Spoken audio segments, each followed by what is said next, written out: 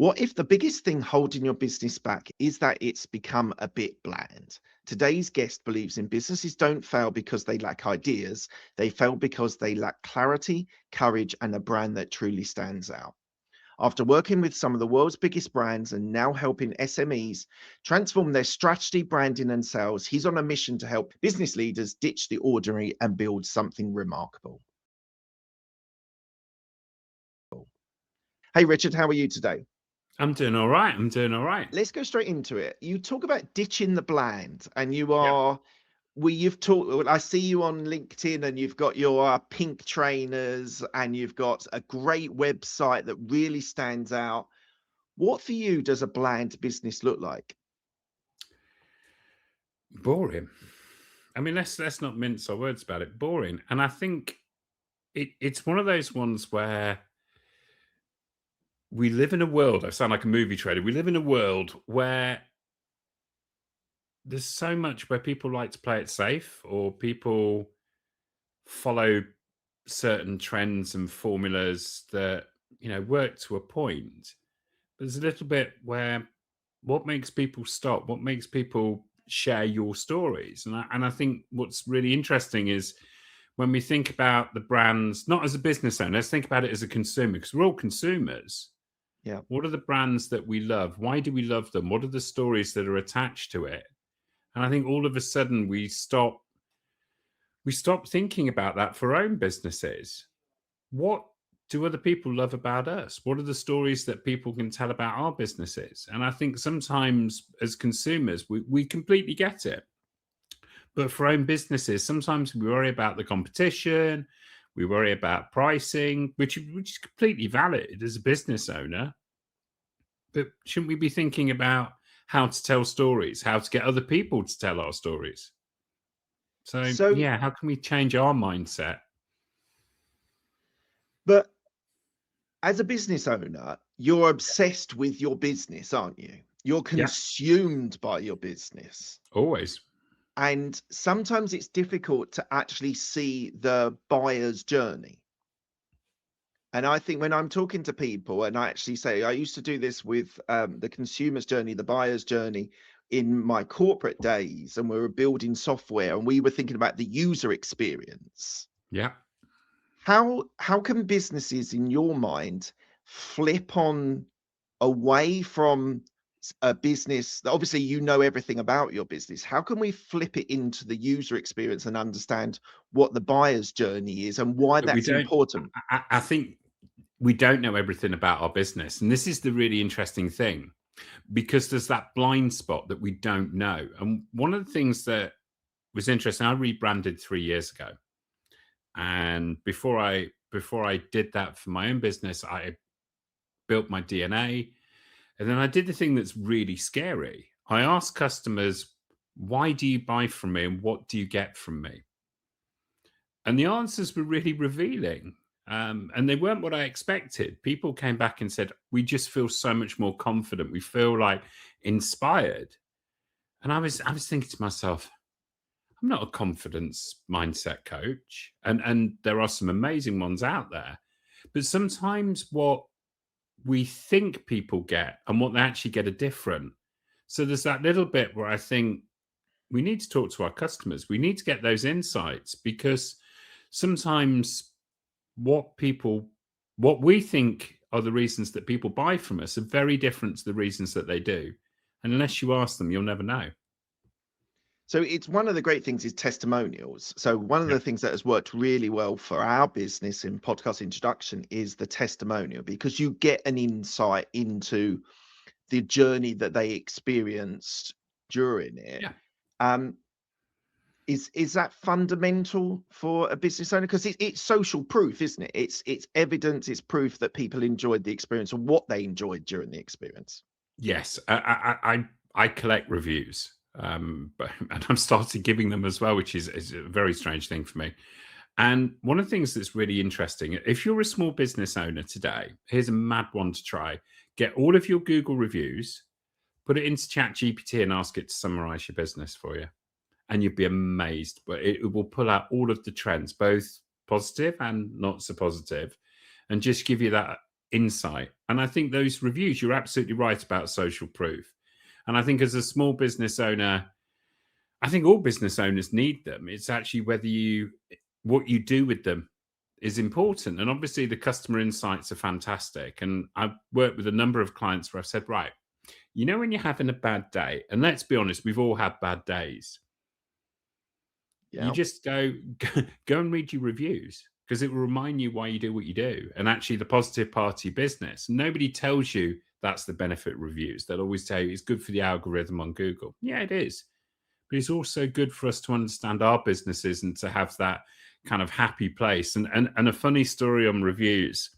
I was working with a micro business on a government program, and they're a fantastic tattooist, absolutely brilliant.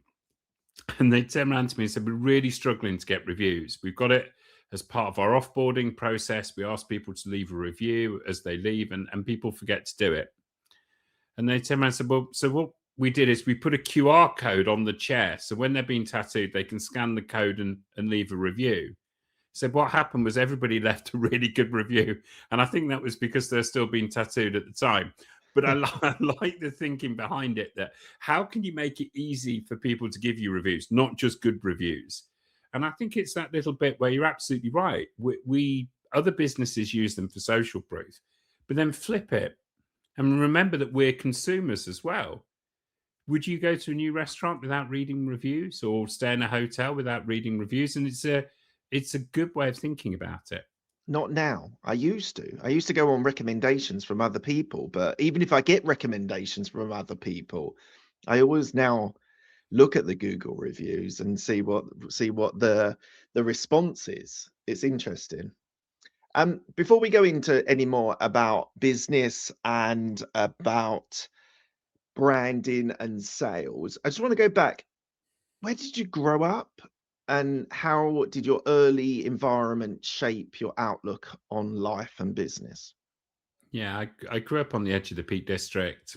My parents had a wholesale cut flower business. And one of the things I learned from a very early age was hard work. I saw how hard they worked. And I also saw the relationship they had with customers, and how, that ability to speak to people was really, really important. And as a teenager, I started working for my uncle and aunt's family business, doing flower shows all around the country, and it had a huge impact on me, learning how to speak to people, but also learning how to sell.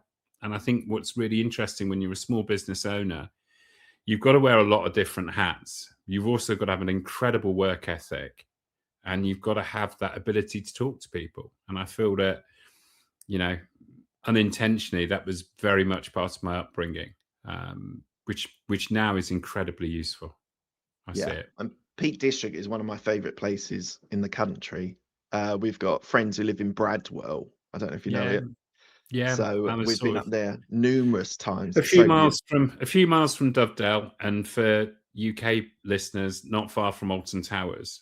And it's a beautiful part of the world to visit. And it's interesting because I think growing up, I always wanted to be in London, but I also always appreciate the country. And I always think of that book, The Town and the Country Mouse, and I'm more than happy in both. And there's something, I do think there's something really refreshing about, green as well as concrete. Yeah, absolutely. So your experiences in the flower game and talking to customers and sales, which sounds like it was important for your upbringing and how you grew up. What was the first job that you did, and what was that experience like? Yeah, first, I was trying to think if we're talking about jobs or careers. The first jobs I've had a few sort of doing all the flower shows, building displays, selling plants next to them. And it was great to travel around the UK and to have that experience of, building a display, but then also, how do you sell around it? And then through university, I did a year's placement in a garden centre, which was great because it was one of those ones where I did everything from building marketing strategies to unloading compost off lorries to setting up events to working on a checkout. And I think what's great about that experience is literally getting your hands dirty. And Yeah. before you ask, no, I don't have green fingers. It skipped a generation of my family, I think. But then there's all different ones. Like, I think working in a bar, if anybody's ever worked in hospitality, Yeah. whether it be in a bar or a restaurant, Yeah. you see the I did. best and worst of society. And it really makes you appreciate, the values of service. Absolutely. Yeah, absolutely. I worked in a pub for about 3 years, and initially in student union, which was a lot of fun, and then did a little bit when I came back. And it's as you say, you see Oh, what was all the pub? sorts. What was the pub called? The Loaded Dog in Leicester. Right. It was the student union. It wasn't the student union. It was the student pub in Leicester, and it was huge, and it was really busy, and it was heaving a lot of the nights, Thursday, Friday, Saturday, Sunday. It was so much fun. But as you say, you get customer service. You get how to talk to people. You go how, like, even early stages when they're not drunk, and then later stages when they are drunk. So it gives you the full gambit. So it's a great experience. I would definitely say hospitality is a good grounding for It's lots often, of. I've got a good friend, Jason Berkovich, in business, and he says that hospitality is a lot of people's first jobs. Yeah. And I think it's a really, really good one to learn, because I think sometimes the way that you see people treat hospitality staff, whether it be hotel, restaurant, pub, it's not great. And, these guys are working really, really hard. And I think it's one of those jobs that once you've done it, you have a respect for people that do it. Yeah, 100%. Are you tired of chasing clients and feeling like the only way to grow is to work harder and harder? Imagine instead having a steady stream of qualified clients coming to you because they know exactly who you are and why they need your help. That's what Christine Campbell Rappin is all about. Christine is the founder of Clear Acceleration Inc. and the creator of Turn On Your Waterfall movement. She works with entrepreneurs and business owners to cut through the noise, sharpen their messaging, and build simple systems that consistently attract clients without burnout and without gimmicks. If you want to discover how to stop chasing and start attracting, Christine has built resources and training designed exactly for you. Her work is trusted by business owners who are serious about creating consistent growth without the overwhelm. So here's what to do next. Go to the description below and click on the link and sign up. Take that first step today and start building consistent growth in your business with Christine Campbell. So what's your first career? It was in marketing, yeah? Yeah. My first part of my career, I got onto the Sainsbury's graduate scheme for marketing, moved to London, and did all kinds of different jobs in Sainsbury's. And I remember my first, after my first week, they put us in store for 4 weeks. And if you've ever been into the train from Clapham up to Waterloo, there was a giant Sainsbury's in Vauxhall, Nine Elms. I worked in there for 4 weeks, served Joanna Lumley, Carol Vorderman, and chased out a heroin user out of the bathroom, which was neither Carol or Joanna. I'm glad we clarified that. Yes. And then I worked in all kinds of different teams for a year. I was there at the launch of Nectar and looking at customer segmentation, which was an amazing first job. And one of the questions in 2002 that Sainsbury's were asking was, how can we win more families? And as a young graduate, families, what a terrible idea that is. 25 years later, I have 2 children.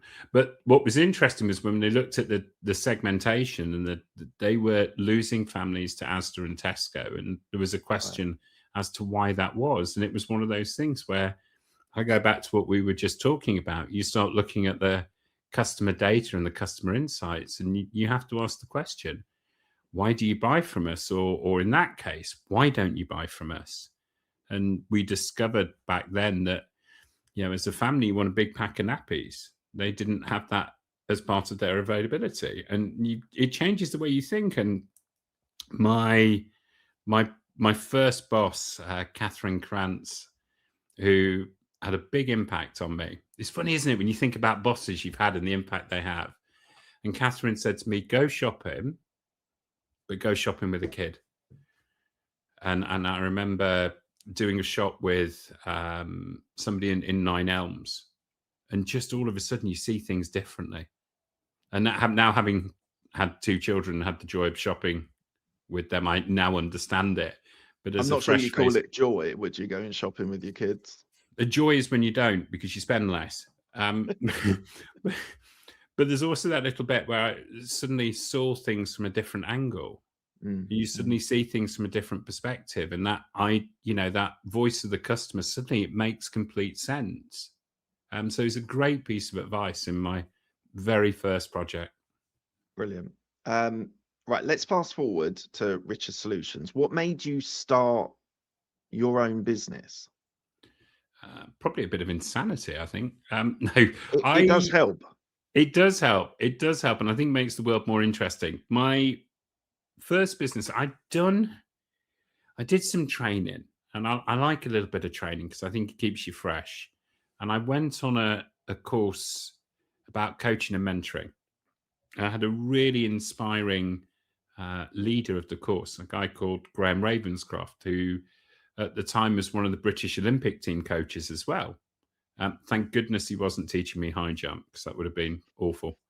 And he's had a few gold medalists. I don't think I would have been one of them, although I am quite tall.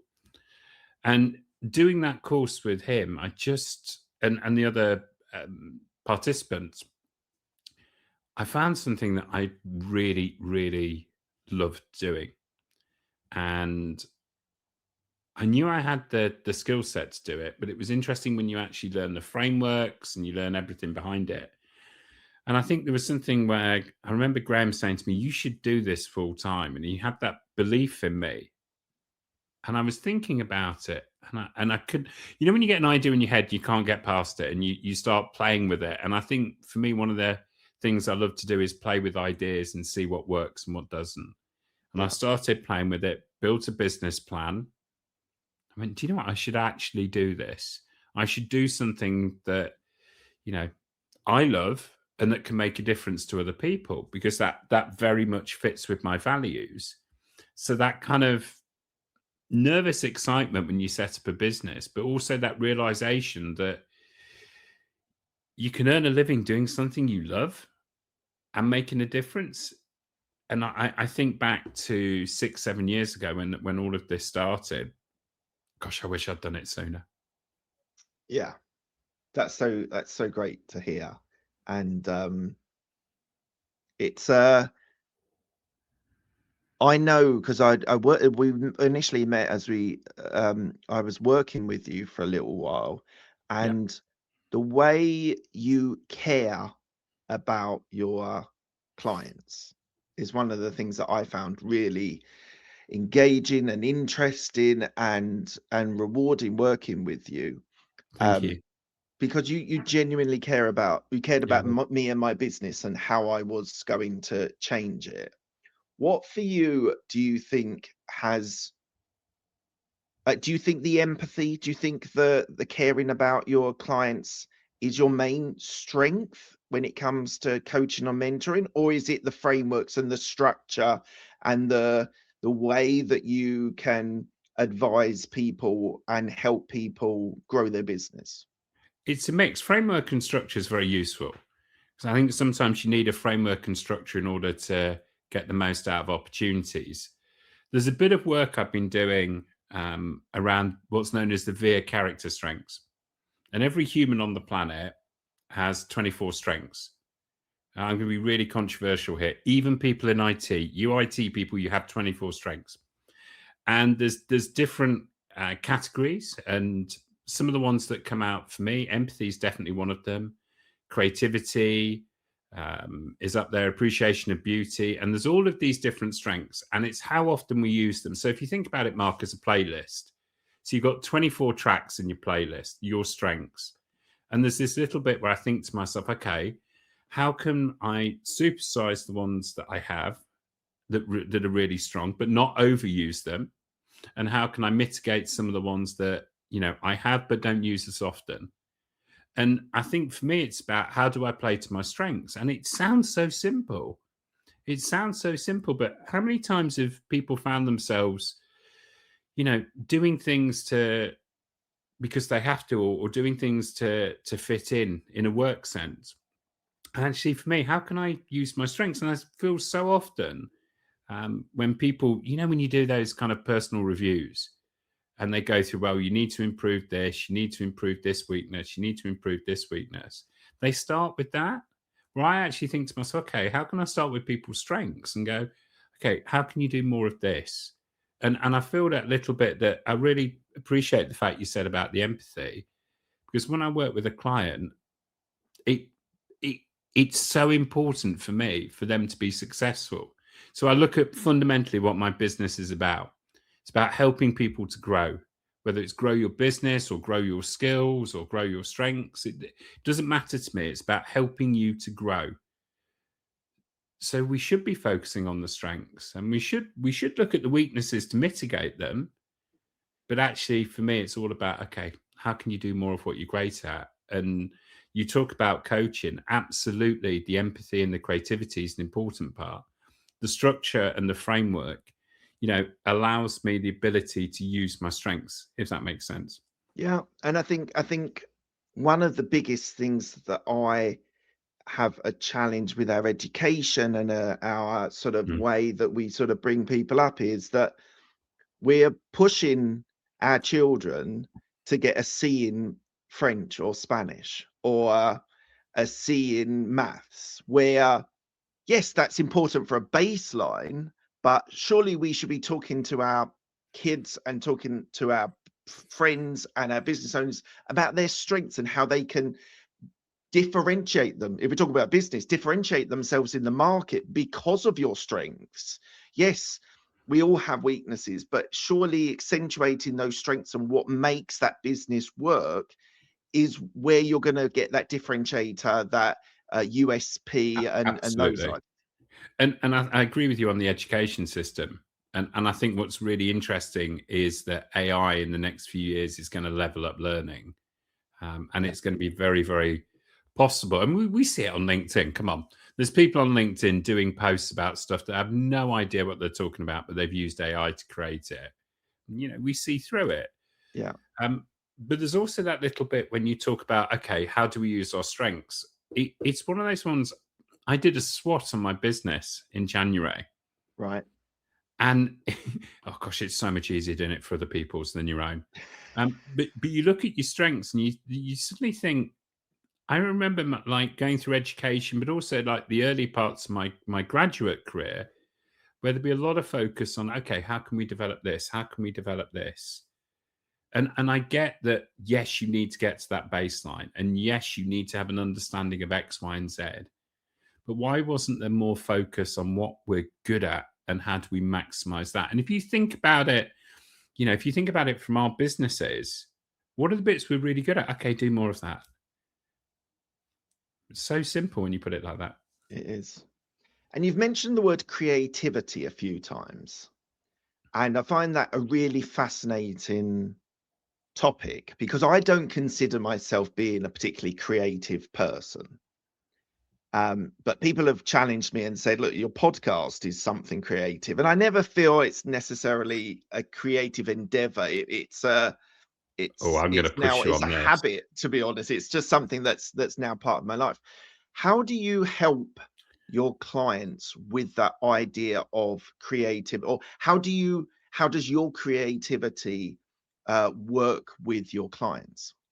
I think there's that misunderstanding of the word creativity, Mark, and I think that's probably why people, when you see your podcast as something that's ordinary to you, other people will see it as extraordinary, and your consistency and the quality of what you do is fantastic.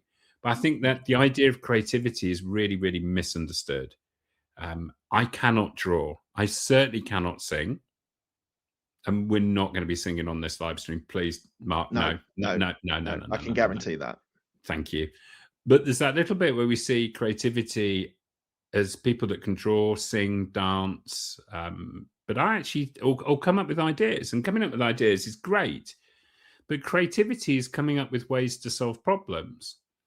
And I think there's this little bit where I would and challenge businesses to go, okay, well, creativity, yes, you can design something fantastic, but creativity is solving problems and coming up with different ways to do that. You know, there's lots of different examples of how you can be creative. It's not just doing great social media posts. It's about thinking about things differently. And I always probably pick on Virgin Atlantic because I think some of the things they do as a proposition can be quite creative. They invented premium economy. Mm. Now, that was a creative idea. The execution now is standard. Yeah, how can you think differently? Which is, I know, an Apple strapline, but it's almost thinking about, when there's a problem for a customer or when there's a problem with your product or proposition, how do you come up with a solution? And I remember I worked for a design agency for many years, and there was the creative director there, Mike Ratcliffe, who is a real inspiration to me, and unfortunately passed away a few years ago. He said to me that sometimes when you have the smallest budget is when you become most creative, or when you're under real pressure, because it drives problem solving and creativity. Yeah. And I think it's one of those ones where he's absolutely right. And I try and bring that mindset to people I work with. How can you think differently about a problem? How can you approach things to try and solve it in as many different ways as possible? And then we'll go, we've got an idea. And that's where the magic happens. So Yeah. I think this idea of creativity is somebody that can draw or perform. Yes, that is a form of creativity. But think of creativity as ways of solving problems. That's the creative magic that I bring to people. I love that. What's one thing that most businesses do instantly that makes their brand forgettable? They start with a logo. How many times as a small business, and if the small business owners list and you go, yeah, but my logo is great, but what's behind it? Like what's, and you see so many people go, a brand's a logo. Yeah, logo's kind of part of the representation of your brand, but a brand is so much bigger than that. A brand is a way of life.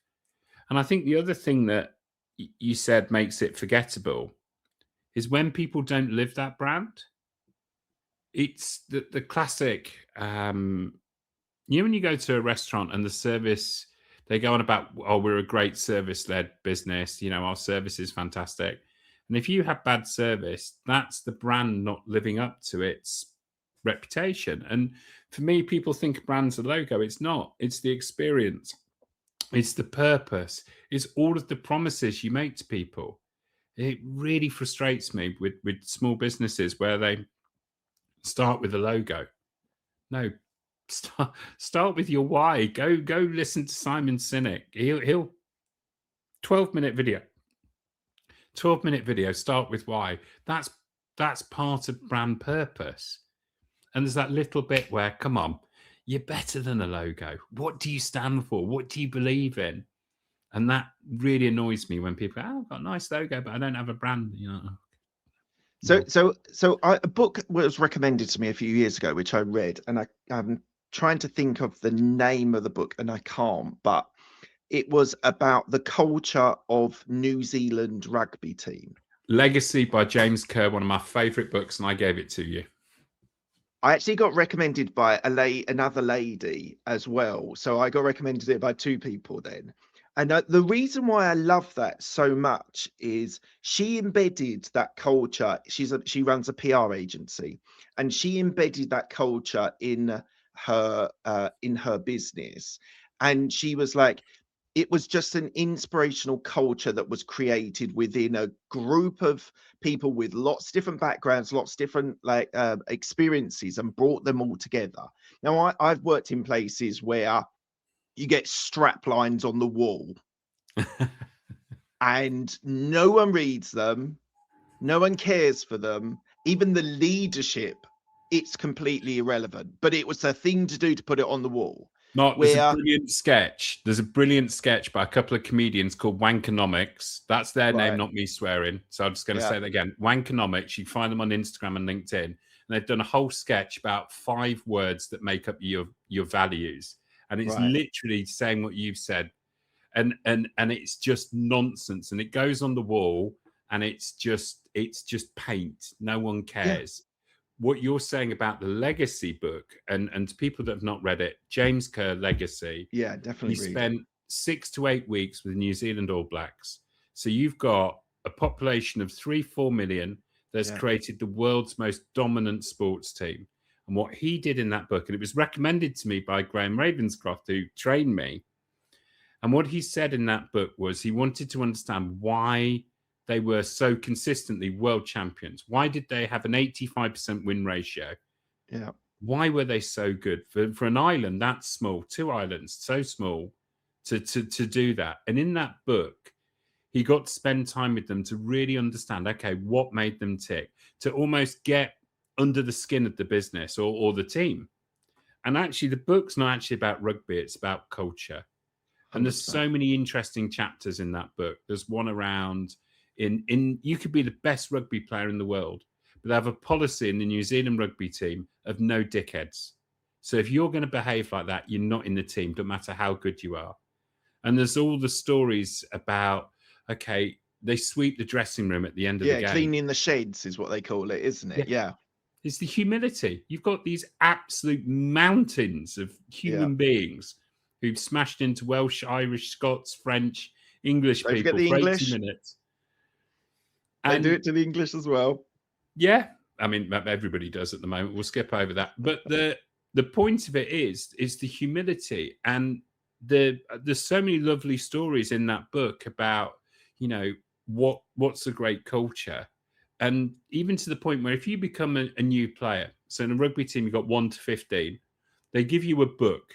And each person that's worn the shirt before you, there's pictures of them and a few lines about what they did. And the very last page of the book, there's an empty page with your shirt presented with the number, and it says, now write your legacy. And it's, I get it. And I love the fact that book's really resonated with you. But it's culture and brand melding together, isn't it? It's creating a brand. And that's where I think legacy works so well as a book, is that from a business point of view, what your brand stands for is replicated in the culture that you create in the group that you work with. I'll give you 2 quick examples. In 2022, I went over to LA with one of my sons, and we went to Disneyland, the original Disneyland. I built a lightsaber, met Mickey Mouse. It was an amazing experience. And if you go to Disneyland, it is known as the happiest place on earth. And I would argue it's possibly the most expensive place on earth. It is now, yeah.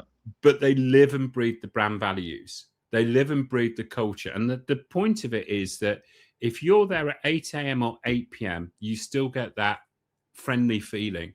You still get, because not only does the park live up to it, but the people who work in there live and breathe that culture. Now, that's an example of a global brand, and it's one that most people should know. If you ever get the opportunity to go to a Disney park, I'd be fascinated to understand what other people thought about it.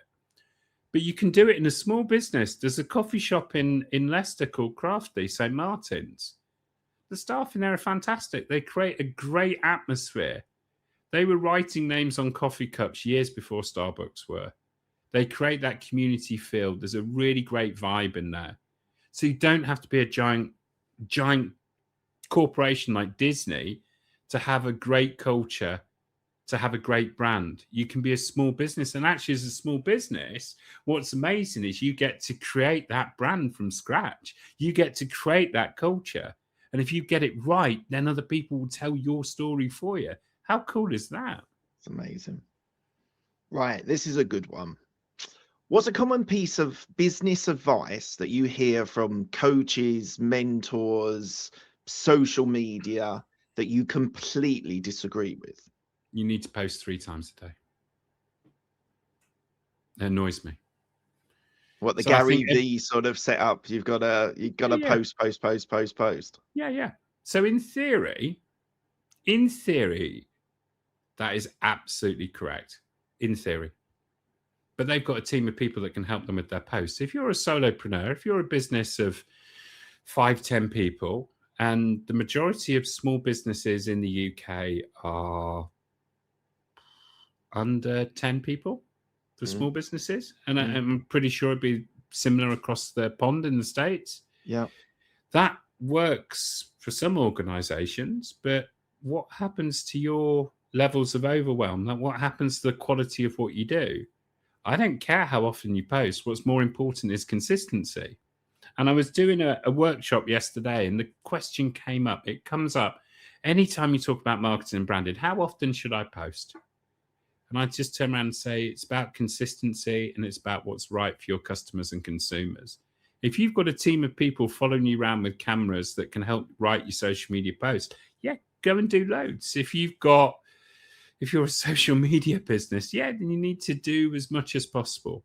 But I always think there's that little bit where sometimes people give advice from what's right for them. Well, what's right for you? And if I'm working with a neurodivergent business owner, if they're having to post 3 times a day, that can be really, really overwhelming. They could spend all day writing 3 posts, not doing any work for their own customers. Yeah. So I think there's that little bit of advice that sometimes you need to listen to it and then put it through a filter. And I think too many people don't put it through a filter. Yeah, but you need to post 3 times a day.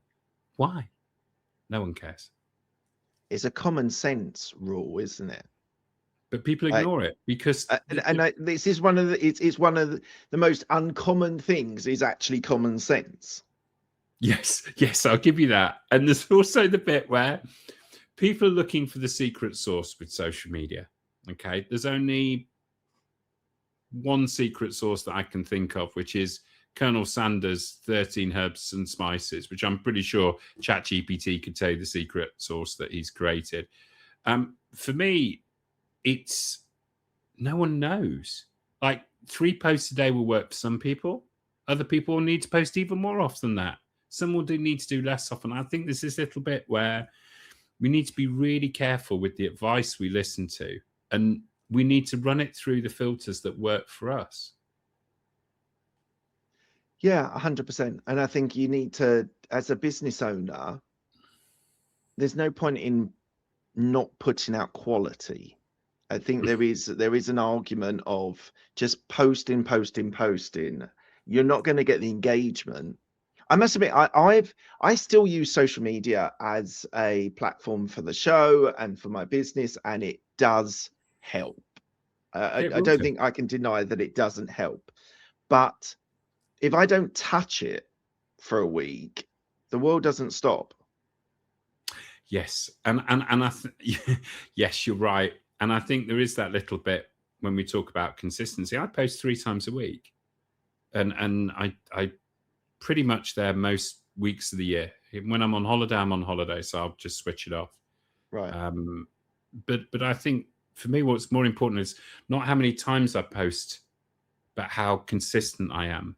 Because I think it helps your audience. Yes, social media is great. It allows us to talk to our customers. It allows us to have conversations. It allows us to share stories, which is fantastic. But I also challenge this bit where you said it really, really well. If people, there's an idea with AI that if you put slop in, you get slop out. There's also a little bit with social media where I'm just going to say it. Don't be boring. Brilliant. Do you think the advice following your passion is actually bad advice for entrepreneurs? Yes and no. Yes and no. I've seen entrepreneurs that have followed that advice and are doing amazing things. I'm working with a client at the moment that loves cooking and wants to make a difference to the world. And he's making chef knives out of recycled skateboards. And he's combined his passions and is building a business from nothing that is amazing.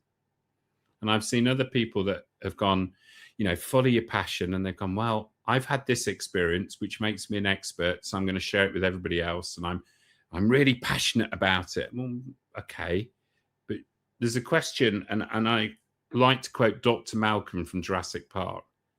Just because you can, should you? Yeah. And I think this idea of passion is it's wonderful. It's an overused word, the same as authentic. Yeah. And I think what's really, really interesting, a good friend of mine, Sean Waldchef from the States, he said, maybe you should follow what you're curious about. And maybe curiosity is a different word to passion. And I quite like that as a mindset. What are you curious about? What are you really interested about? And I think about my journey. I was curious about coaching and mentoring. I did my qualifications. I practiced and got good at it, and then turned it into a business. That was curiosity. It's my passion now. There's nothing better than when you see one of your clients do well.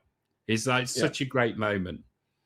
And that's where that's what drives me. The curiosity is, okay, the curiosity is when you come across a new client, you're like, okay, what's going on with your business? And you ask all of those questions. So I think a mixture of curiosity and passion. But, I'm passionate about 90s house music, and I have a number of vinyl records above me. I have probably 200-300 vinyl records from the 90s. I absolutely love house, garage, trance, UK garage. It doesn't mean I should become a DJ. And if any of my friends are listening now, they'll tell you that I cannot mix at all. I should definitely not be a DJ. I did it once in a club. It was a great experience, but not for the audience. And I think there's that little bit of a, just because it's our passion, does it mean we're good at it? Yeah. And I think I love that idea of curiosity, because curiosity is the thing that keeps you coming back, is the thing that makes you consistent, is the thing that keeps you showing up on a consistent basis. And so I love that definition of curiosity instead. I think it's a really great way of, because the curiosity side of you will keep you unearthing new things. Yeah. And we all like certain things in life which just don't make money. Or things or things that don't work. And I'll share two thoughts with you. In 2009, I was made redundant. I used my redundancy money to go to cooking school. I love Thai food. I set up a Thai food business, did it for 3 months, couldn't get it to work. I can make a really good Thai green curry. I've got my chef whites hung up in my closet. I've got my chef knives. But it was in the wrong location. And actually, I followed my curiosity. I followed my passion, but it didn't work.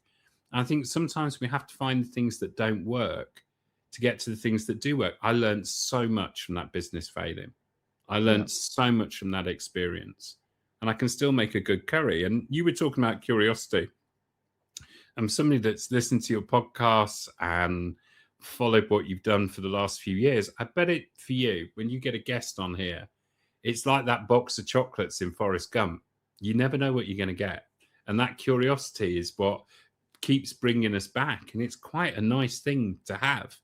It is. It really is. So this is something that I actually have my own opinion. I'm fascinated to know what your thoughts are. For a small business owner, is branding overrated? Do they just need more sales? Oh, I remember during COVID listening to an argument on an app called Clubhouse, which was what's most important, branding, sales, or marketing. And it just caused the biggest argument you've ever heard. It was it was a live recording and a live stream. And the salespeople were quite aggressive and thought that they won. The marketing people thought they had it in the bag. And the branding people were just getting annoyed. And I think the reality of it is they all merge together. Okay. They all merge together. So for me, branding gives you the foundations. It gives you the foundations to help other people understand what it is you do and the promise that you keep. For me, sales and marketing, especially for small businesses, have to come together, combine. So for me, with great marketing, it will help you bring your sales in. And I call it conversations. How can you have conversations with your customers? And marketing helps stimulate those conversations. Sales gets it over the line. Branding allows the marketing and the sales to happen. So for me, it's a combination. You need good on all three. You need a strong brand, not just a logo. You need strong marketing and strong sales to come together to power your business. And I think sometimes you put too much effort in your branding, you're never going to make any sales. If you put too much effort into your sales, like, what are you actually selling? Is it just hot air and nonsense? How can you explain your proposition? And if you put all your efforts into your marketing without understanding your branding or understanding how you can sell it, then you're going to create some really great stuff that nobody cares about. So I think for me, it's a combination of all three. And everybody will tell you, to use a famous quote from Arsene Wenger, everybody will tell you that they have the prettiest wife at home. Everybody would say that branding, sales, and marketing is the most important thing that you should do, depending on whether you're talking to a branding person, a salesperson, or a marketing person. As a small business owner, you need to be really good at all three. Yeah. So this is a common question that I ask, and I want you to think about it as a business owner.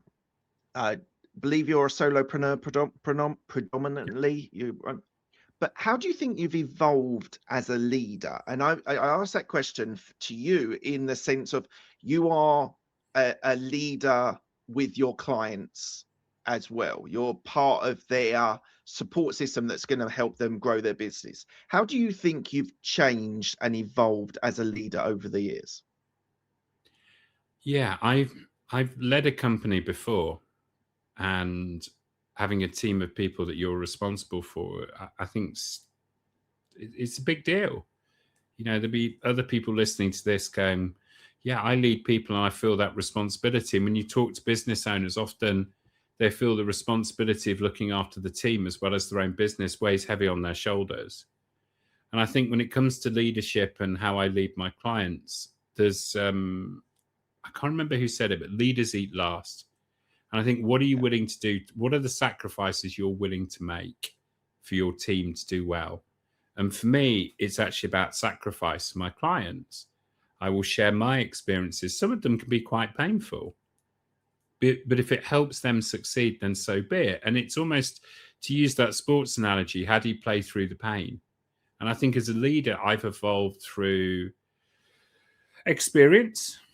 Definitely a lot of experience working with lots of different businesses. And I think that experience, it helps you with your thinking. And I think it helps you with your leadership. And I think the other thing is, like I said, is that sacrifice, but also sometimes, you know, a really good leader listens, but also has the strength to say, this is bad. This is not good enough. And I remember there's a client who I love working with, absolutely love working with. And he sent me this video of this promo video. And this promo video that had been shot for him, he'd spent a lot of money on it for him. And he sent it to me and he said, what do you think of this? And I just WhatsApped him back going, how honest do you want me to be? And the part of me should have been like, hey, it's really slick. You look really confident, which is all true about that video. But it was vacuous and had no soul. And I think sometimes a really good leader has the ability not only to listen, but with that experience to go, do you know what? I know you're better than this. This is, what do you think you can do to make this better? And how can I help you achieve that? And it's a really difficult thing to do. And you've got to do it in a way that's not around shame, because shame's such an awful human emotion. And I've seen people weaponize shame, and I think it's awful. But when you can do it when you can see something and you can see a way to make it better, for me, that's leadership, whether it be in a sports team or in business. Yeah. About 10 minutes ago, Graham Ravenscroft dropped in a comment in the chat on LinkedIn, and he said, thanks for the shout out, Rich. The perfect book, so I assume this was Legacy, and insight to reference for driving high performance behavior. Yeah, he's referencing Legacy. And yeah. You know, you think about those people that have an influence on your career. And I've named some: Catherine Krantz, Mike Ratcliffe, Graham Ravenscroft. These are the people that I think have helped shape me. There's another person, Robert Hardy, who's had a huge influence on me. And I sometimes feel there's a little bit in my role, when you talk about leadership, what have I learned from those people? What have I learned from the great people I've worked with, their thinking? And you take on board what they say, and you bring, the sum of their parts to how you think and work. And there's a question, maybe a different question to people watching, which is, who are the people listening? Who are the people that have had a really big impact on you? And then my next question would be, how can you use that to create a positive legacy for the people that you work with? I feel so blessed that at the start of my career, I had mentors. I had great people that passed on their knowledge without ego. And there's that little bit where, how can we do that for other people? Because we are leaders in our businesses. We are leaders, whether we're one person talking to our clients and customers, or whether we've got 100 people working for us. How can we leave those positive legacies? How can we make a positive difference through our actions? And Graham's a great example of that. What's your risk appetite, and how has it changed over the years? Good question. I think it was high. I go back to April the 12th, 2002, when I jumped on a flight from Heathrow to go traveling for 4 or 5 months by myself. And some of the things that I did in those 4 to 5 months, I look back at like, what were you doing? And I think from a business sense, I think for a while it was about fitting in. And I think the risk I took was going alone. And I think that was a huge risk. Now I think my risk capital is probably mixed. Probably mixed. Sometimes it's high, sometimes it's low. So I'd probably say a midpoint. But I think it's one of those things you can dial up and down. If I'm going to do a pitch, I always think to myself, how can I leave nothing behind? And I learned that working for a design agency. If I have an opportunity, how can I throw everything at it? Which is just such a positive way of thinking. But in order to get those opportunities, then you have to sometimes, take that risk, ring somebody up, have a conversation with somebody at networking, send a message on LinkedIn that's not creepy. What are those risks? And I think to do nothing is more of a risk. Yeah. Look, we're coming to the end of the interview. I ask the same 6 questions to all of my guests. They're quick fire questions. They don't need a quick fire answer. I feel like we could go on for another hour. But anyway, let's keep on track. What's the best decision that you've made? Setting my own business up. I can't say how much joy it's brought me. And the joy it's brought me is seeing people thrive, seeing people grow. It's the guy who did the terrible video doing a fantastic video and then winning some big accounts. It is the tattooist that's now got lots of Google reviews. It is the businesses that are thriving because of the work that we've done together. If I hadn't have made that decision to do that, I would never have got to see that. And for me, it's a fantastic one, that. Amazing. What's the best piece of advice you've been given? It's a good question, this. I think I go back to Rob Hardy and working with him. Oh my gosh, it's fantastic education. I've got my son to do some shifts with him in the summer because I want him to learn from him. And Rob has got a super business and he treats every customer the same. He respects people no matter where they're from or who they are. And I think that lesson for me has been fantastic. Don't get me wrong. I've met politicians and princes, and there's that little bit where I have huge respect because of where you've got to. And I've met MDs, I've met incredible people of huge businesses, and they are fantastic. You can learn lots from them, but they're just people, and I'll treat them the same way I would a micro business or somebody that I met. And I think that advice has allowed me to meet and work with incredible people. And I think that open-mindedness and judging people on who they are, not what they are or their title.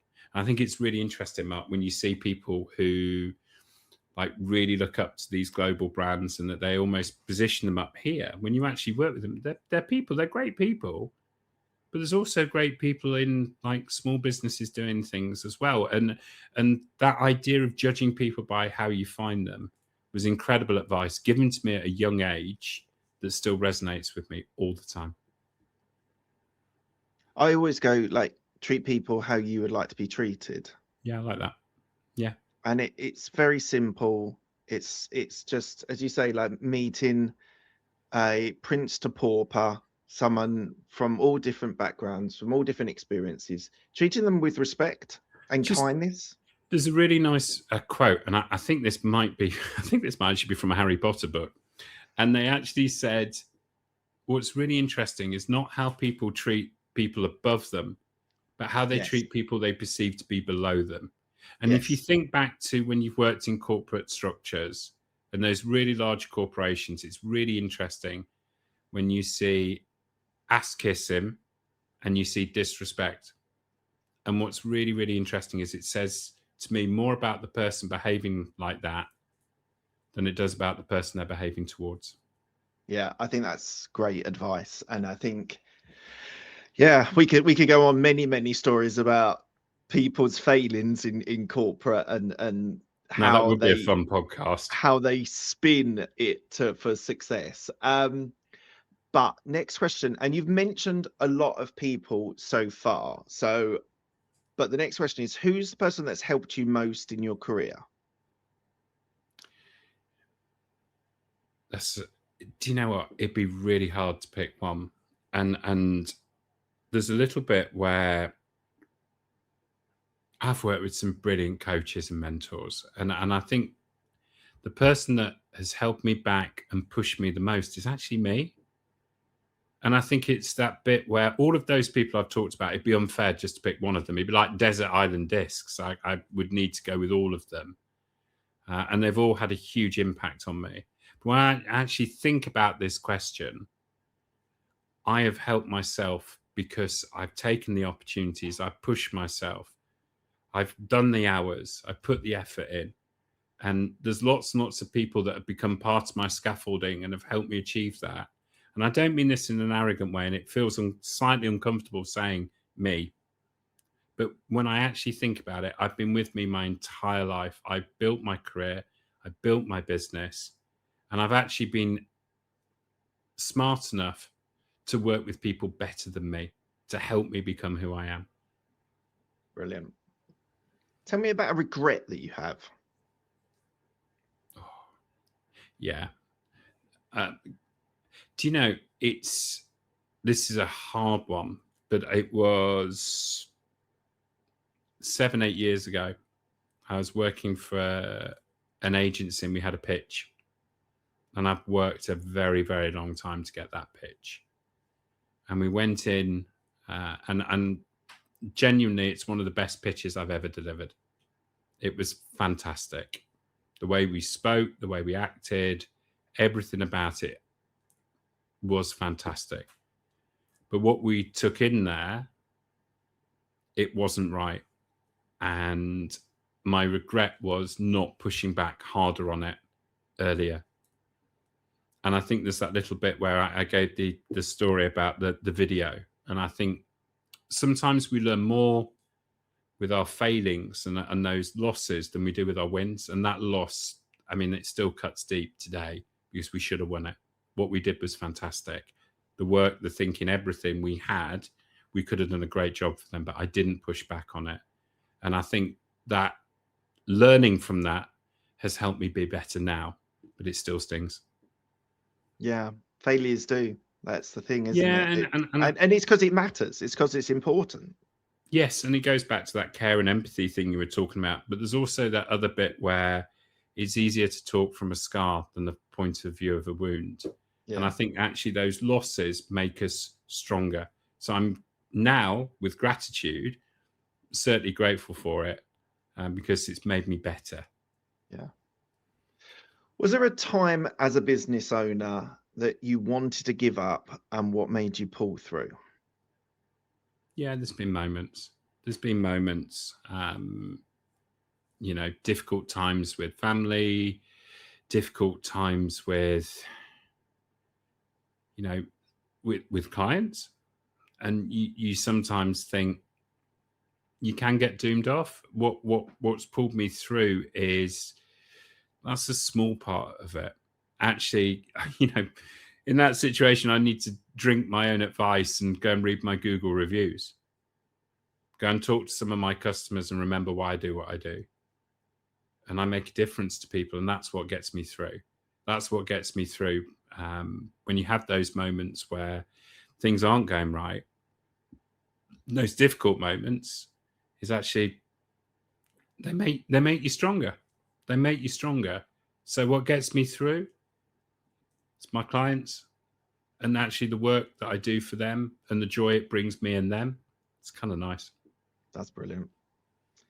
Tell me something about you that most people don't know. Well, how safe do you want to go with this? I'm game if you are. I mean, I've got Blue Peter badge. That's the safe answer. That's a great answer. That's a great answer. Yeah, I looked after Goldie the dog during the 80s and for a day and got a Blue Peter badge. I could go with another safe answer. I have 2 tattoos, which I don't normally talk about in a work sense. But let's go with those. It's that blind spot. What do I know that other people don't know? Have a terrible. Is there anything you want to reveal that you maybe haven't revealed before on a podcast or on social media or anything? I see what you're doing here. You're going to go all Stephen Bartlett and make me cry. What's the other one? Okay. On one of my feet, I only have 4 toes. Wow. Yeah, there you go. There's a big reveal for you. And next time we catch up, I'll show you if you're feeling brave. I will hold you to that. Hopefully we're going to meet in a couple of weeks face to face. So I want to see your 4 toes. We're not putting that on LinkedIn. And lastly, my question for you is, what does legacy mean to you? Yeah, legacy is, I mean, other than that book really inspiring me, but legacy is dead simple for me. When I finish my career, when I finish my life, I know what I want on my headstone. Richard lived and made the world a slightly more interesting place. Because if I've got that, I've done good by my family, I've done good by my friends, and I know that the clients that I've worked with, I've made a difference to. I've helped them grow. I've helped them to be better. So my legacy is to make the world a slightly more interesting place. That's great. Thank you. Look, it's been an absolute pleasure, Richard. Thank you so much for your time today. Hopefully everyone has enjoyed that and taken something valuable away from it. And if you have, please can you think about hitting the subscribe button and the like button so you don't miss any more episodes of Business Growth Talks. And I'd love to hear from you. If you've got any comments, then hit them in the section below. And let me know what your biggest takeaway has been from this conversation. So thank you very much, everyone, for listening. Thank you, Richard, as well. And we'll see you at the next episode.